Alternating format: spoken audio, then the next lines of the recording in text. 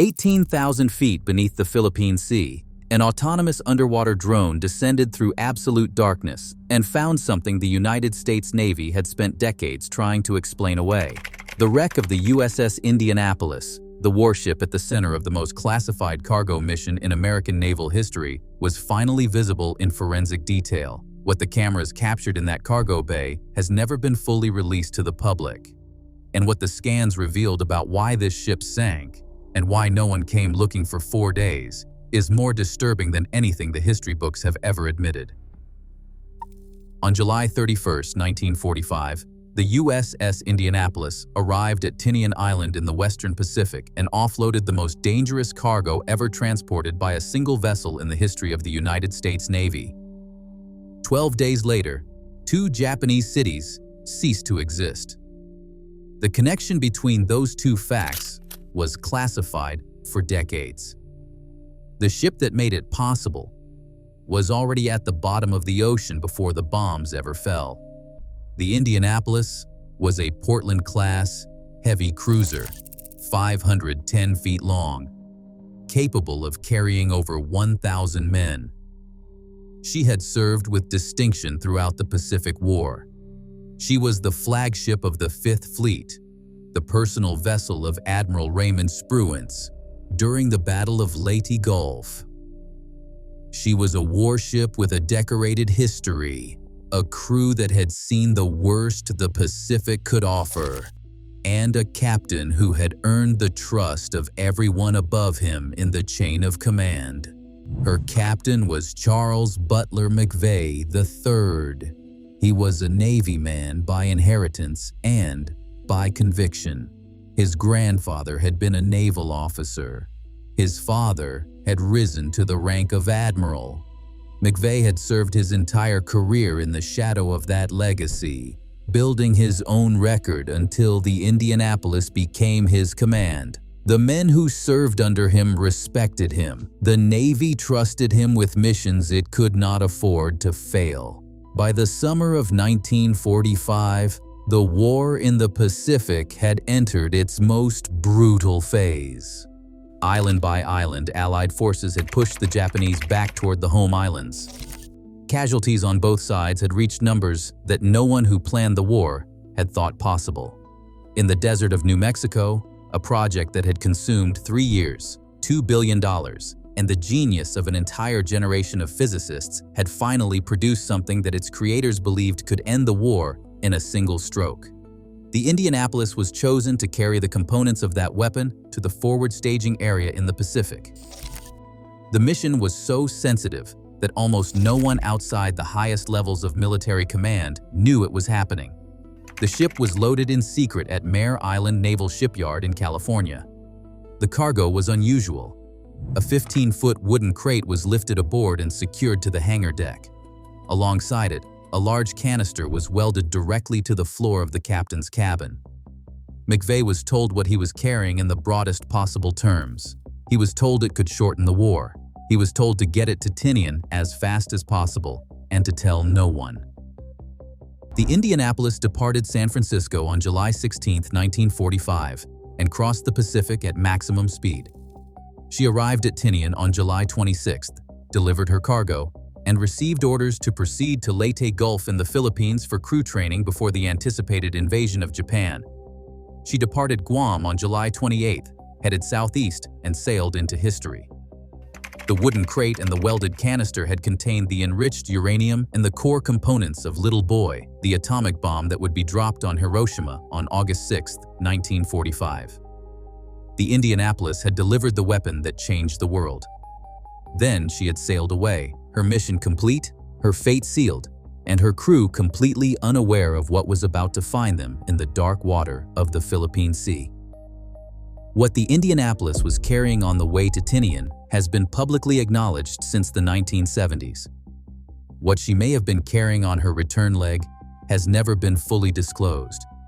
And it is this second question, the one that appears in no official history and in no declassified report, that the drone footage has forced back into the open. To understand why this matters, you have to understand how the final weeks of the Pacific War actually worked at the operational level. The Manhattan Project had produced two viable weapons by the summer of 1945.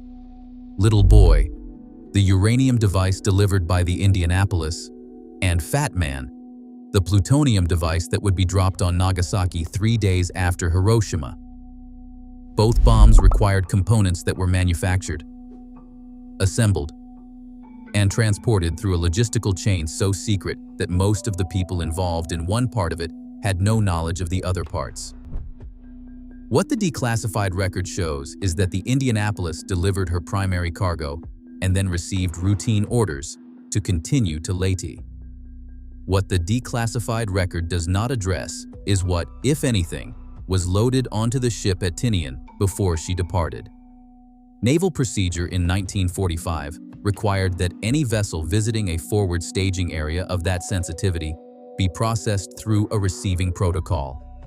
Materials were logged in. Materials were logged out.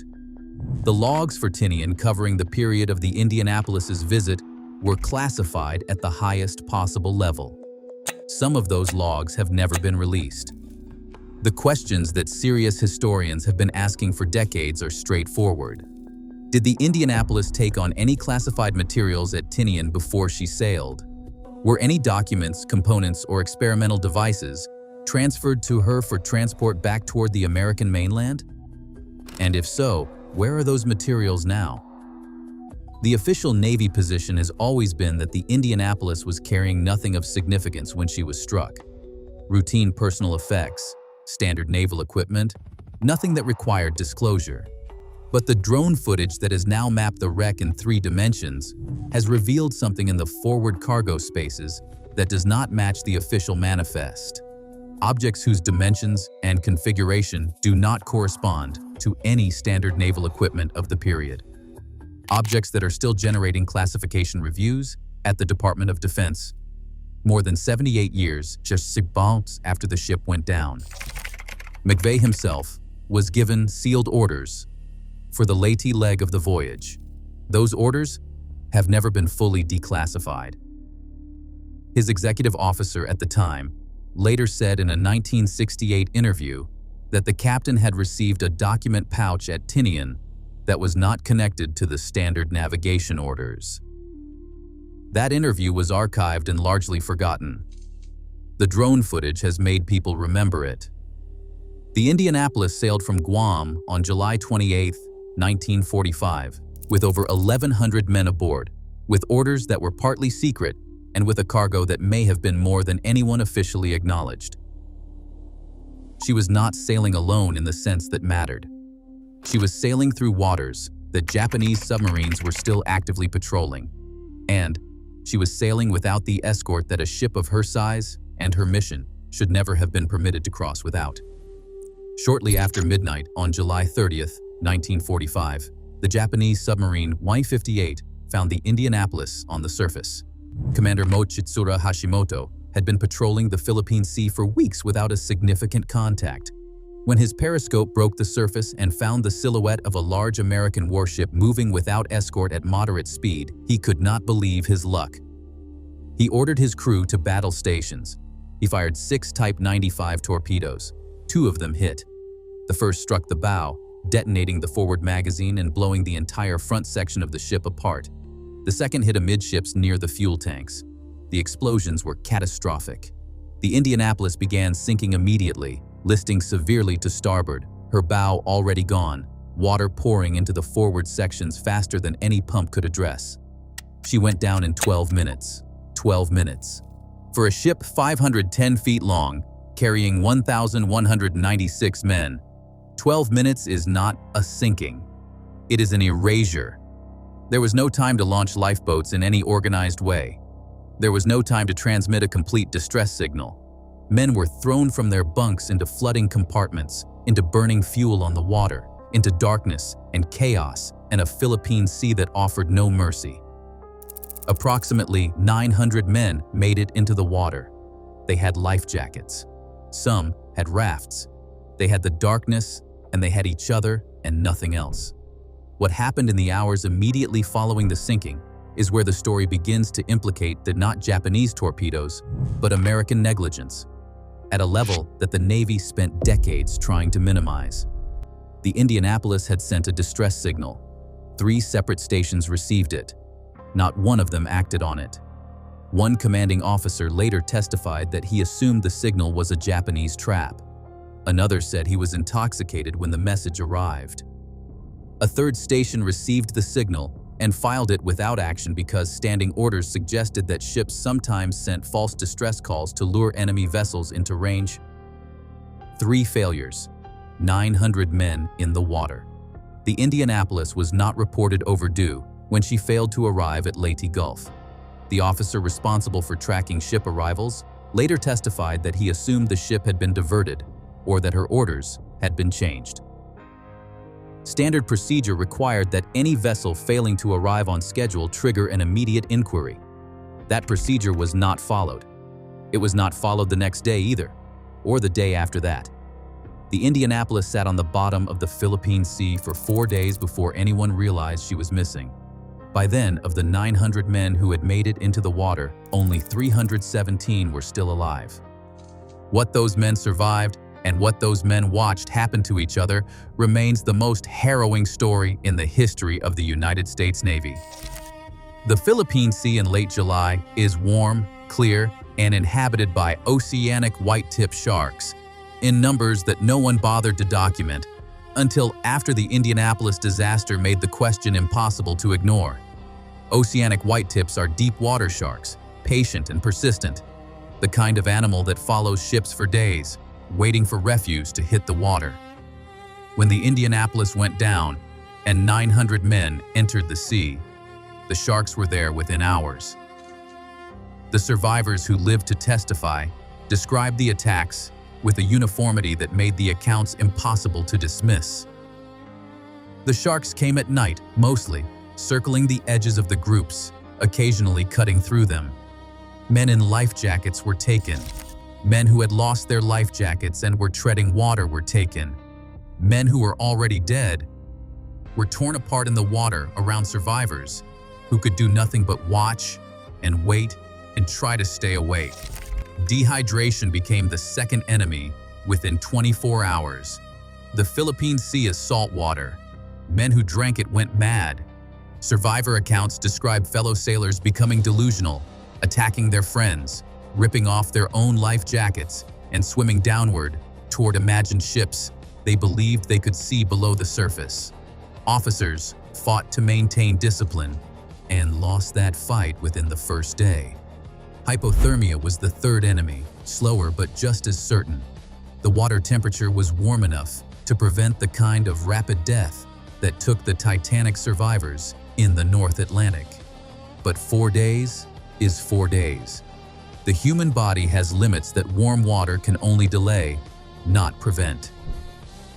By the time Lieutenant Wilbur Gwynn spotted the oil slick and the floating survivors from his patrol aircraft on the afternoon of August 2nd, 1945, the groups that had entered the water as hundreds had been reduced to handfuls. Gwynn broke radio silence and called for immediate rescue. The response, when it finally came, was the largest air-sea rescue operation in naval history. But it came 4 days too late for 579 men who had survived the sinking and then died in the water, while 3 receiving stations sat on a distress signal, and an entire naval command failed to notice that one of its ships had not arrived where it was supposed to be. 317 men were pulled from the water. The final death count from the Indianapolis disaster stood at 879. It remains the single greatest loss of life from a naval vessel in the history of the United States Navy. For 72 years, the Indianapolis lay in the darkness of the Philippine Sea and kept her secrets. The location of the wreck was unknown.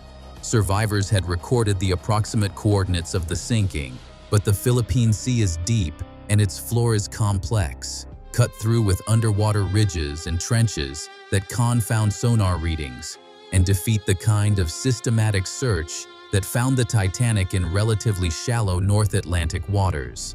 The Indianapolis had gone down in water nearly 2.5 times deeper than where the Titanic rested, 18,000 feet, more than 3 miles. a depth that made every search attempt before the age of autonomous deep-sea vehicles essentially theoretical. The Navy had conducted limited searches over the decades and found nothing. Academic institutions had mapped portions of the search area without result. The wreck seemed determined to stay hidden. In August 2017, Paul Allen, the same man whose research vessel would later find the USS Hornet, funded and led the expedition that finally located the Indianapolis. Allen had applied the same methodology that had worked in the South Pacific. Begin with archives. Study the survivor accounts, the deck logs of nearby vessels, the post-war reconstruction of ship movements. Build a search grid from primary sources rather than assumptions. Then, send the technology into the water. His team spent weeks cross-referencing records held at the National Archives and the Naval History and Heritage Command. They pulled the action reports of vessels that had been operating in the same general area on the night of July 29th and 30th, 1945. They calculated drift patterns. They mapped the underwater topography of the search area, and they identified a section of the Philippine Sea floor that the previous searches had treated as low probability and had not fully covered. On August 19, 2017, the autonomous underwater vehicle sent its sonar returns to the surface, and the image that appeared on the monitor matched the profile of a Portland-class cruiser lying on the bottom at 18,000 feet. The confirmation came when cameras descended and found the name Indianapolis still visible on a section of the hull. The world had found the ship, but finding the ship was only the beginning of what the technology would eventually reveal about her. Because the location of the wreck and the distribution of debris across the seafloor around her immediately raised questions that the standard historical account could not answer. Questions about the configuration of the cargo spaces. Questions about objects that appeared in the initial sonar imagery and did not correspond to anything on the official manifest. Questions that a full forensic scan would take years to properly address. That scan came in 2023, when a research team deployed a new generation of autonomous vehicles equipped with technology that made the 2017 expedition's capabilities look primitive by comparison. Multi-beam sonar systems, high-resolution imaging arrays, three-dimensional reconstruction algorithms capable of generating forensic models accurate to the centimeter. They descended into the Philippine Sea and spent weeks mapping every surface of the wreck and the surrounding debris field. When they were finished, they had mapped the Indianapolis in greater detail than any sunken vessel at that depth. And what they found in the forward cargo spaces began a classification review that is still ongoing. The official narrative of the Indianapolis disaster has always rested on one foundational assumption. The ship was carrying nothing of classified significance on the latest leg of her voyage. She had delivered her cargo. She was a warship proceeding to a routine assignment. Whatever went down with her were standard naval equipment and personal effects. Nothing that needed protecting. Nothing that needed explaining. The three-dimensional scans have complicated that assumption in ways that are difficult to dismiss.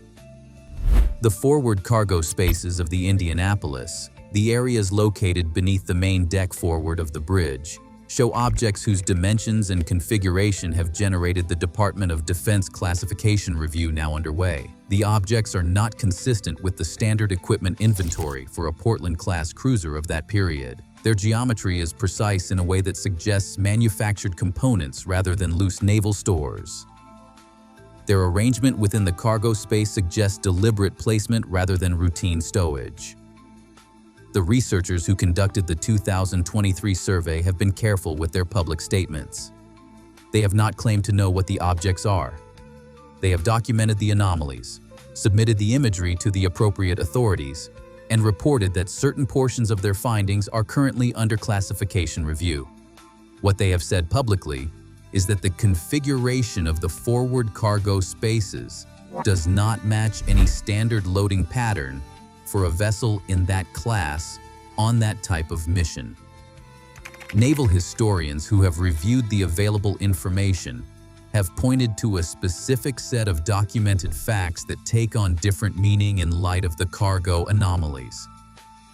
The sealed orders that McVey received at Tinian, the document pouch referenced by his executive officer, the classified loading logs from the Tinian facility that have never been released. The fact that the Indianapolis was specifically routed through the Philippine Sea rather than taking the more protected northern route that other vessels of her class were using at the same period. The question of what came off the Manhattan Project forward staging area at Tinian in the summer of 1945 is not a simple one. The project was producing materials and components on a continuous basis. Experimental devices were being tested and modified. Intelligence materials were accumulating at the forward facilities that needed to be moved back toward the American mainland for analysis and further development. A fast warship making an eastbound crossing in late July of 1945 would have been an obvious vehicle for materials that needed secure transport. Whether the Indianapolis was used in that way is the question that the cargo bay footage has forced back into official channels. The Department of Defense has confirmed that a classification review is underway. It has not confirmed what is being reviewed or what the review is expected to conclude. The researchers who found the anomalies are waiting. The families of the 879 men who died are waiting. And the forward cargo spaces of a heavy cruiser lying at 18,000 feet in the Philippine Sea are holding whatever they are holding, in the dark, in the cold, at a pressure that no human being can survive, waiting for an answer that may or may not ever be made public. What the scans did confirm beyond any dispute is the structural evidence of the sinking itself. The torpedo entry points on the port side of the hull, the catastrophic deformation of the bow section where the magazine exploded, and the distribution of debris across the seafloor, stretching miles from the main hull in a pattern consistent with a vessel that went down fast and hard, shedding material as it fell. The wreck tells the story of 12 minutes of violence with a precision that no survivor account could match. And the wreck tells one more story. A story that is not classified, not disputed, and not comfortable. The debris field contains the personal effects of 879 men, tools and boots and letters from home, the small material residue of lives that ended in the Philippine Sea because 3 receiving stations did not act on a distress signal, and a naval command did not notice that one of its ships was missing. The drone footage does not just document anomalous cargo, it documents a crime scene. And the crime it documents is not the one committed by a Japanese torpedo. Captain Charles McVey III was court-martialed in November 1945. He was charged with hazarding his vessel by failing to zigzag, a standard evasive maneuver used to complicate submarine targeting. He was convicted. He was the only American naval commander court-martialed for the loss of his ship in World War II. Commander Hashimoto, the Japanese submarine captain who sank the Indianapolis, was brought to Washington to testify at the court-martial. He told the court that zigzagging would not have saved the ship. He said that at the speed and distance from which he had fired, the outcome would have been the same regardless of the pattern McVey was sailing. The Navy convicted McVey anyway. The men who survived the Indianapolis disaster spent the rest of their lives fighting for McVey's exoneration. They understood, with the clarity of people who had lived through the consequences, that the court-martial was the Navy's way of redirecting blame. The 3 stations that had ignored the distress signal were never formally disciplined. The officer responsible for tracking ship arrivals who failed to notice the Indianapolis was overdue was never court-martialed. The command failures that left 900 men in the water for 4 days were documented in the post-war investigations and then buried in the archives. McVey received death threats from families of the dead for the rest of his life, letters blaming him for their sons and husbands and fathers. In November 1968, Charles McVey III went into his front yard in Litchfield, Connecticut, and shot himself. He was holding a small toy sailor in his hand when his gardener found him. In 2000, 55 years after the sinking, Congress passed a resolution exonerating McVey and placing in the official record that his court-martial had been a miscarriage of justice. President Clinton signed it into law. The Navy amended McVey's record. None of the officers whose failures had actually determined the death toll of the Indianapolis disaster were posthumously disciplined. The exoneration was real. The accountability was not. The cargo classification question sits inside this larger context. If the Indianapolis was carrying classified materials on her final voyage that have never been disclosed, then the full history of the disaster has never been written. The families of the dead have never been told the complete story. And the Navy's 78-year-old accounting of what happened and why contains gaps that the drone footage has now made impossible to ignore. The Department of Defense does not comment on active classification reviews. The researchers who conducted the 2023 survey are bound by the terms under which they were granted access to the wreck site. The official history of the Indianapolis disaster acknowledges the torpedo, the sinking, the 4 days in the water, the rescue, and the court-martial. It does not acknowledge the cargo anomalies. It does not address the sealed orders. It does not explain the document pouch. The wreck is not going anywhere. 18,000 feet of water and the Philippine Sea's crushing pressure are the most effective archive in the world. Whatever is in that cargo bay will be there when the classification review is complete, if it is ever complete, and when the answers are made public, if they ever are. The Indianapolis wreck is more than a crime scene and more than a classified archive. It is a grave. 879 men went down with the ship or died in the water in the 4 days that followed. Most of them were never recovered. Their families received telegrams and folded flags and were told that their sons and brothers and husbands had died in service to their country. They were not told about the 3 stations that had ignored the distress call. They were not told about the command failure that had left the ship unreported for 4 days. They were told what the Navy wanted them to know, and the rest was classified or buried or simply never investigated with the seriousness that 879 deaths deserved. The survivors who lived spent decades trying to make sure that the full story was told. Men like Giles McCoy, who was 17 years old when the Indianapolis went down, and who spent the rest of his long life speaking to school groups and naval audiences and anyone who would listen about what happened in the Philippine Sea in the summer of 1945. Men like Edgar Harrell, who survived 4 days in the water and who published his account decades later because he believed the story had never been properly told.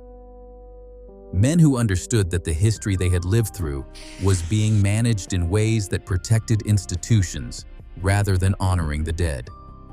The drone footage and the 3-dimensional scans have given those survivors and those families something they did not have before: physical evidence, forensic documentation, a record of the wreck that does not depend on Navy press releases or declassified summaries or post-war investigations conducted by the same institution whose failures were under examination. The wreck testifies in a language that cannot be managed or redacted. The torpedo entry points are where they are. The debris field is distributed the way it is distributed. The cargo bay contains what it contains. The technology has finally reached a place that was designed to be unreachable.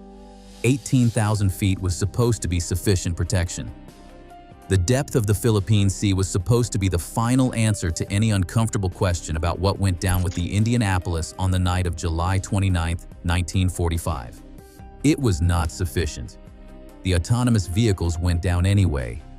The cameras recorded what they found, The three-dimensional models exist now and cannot be unmade. The classification review is underway because the evidence demanded that it happen.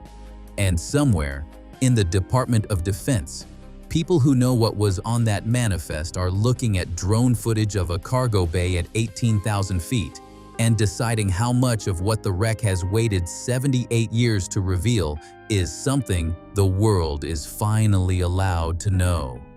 The Indianapolis pulled the trigger on the atomic age. She carried the weapon that ended one chapter of history and opened another. She was sunk before that chapter fully began. The men who died with her, and in the water around her, died without knowing what their mission had meant or what it was about to change. The Philippine Sea kept their secret for 72 years. The technology found the ship anyway. What the drones are showing the world from the cargo bay of a warship at 18,000 feet is that some secrets are only temporary. The ocean keeps things, but it does not keep them forever. The wreck has been waiting to testify. The technology has finally arrived to hear what it has to say.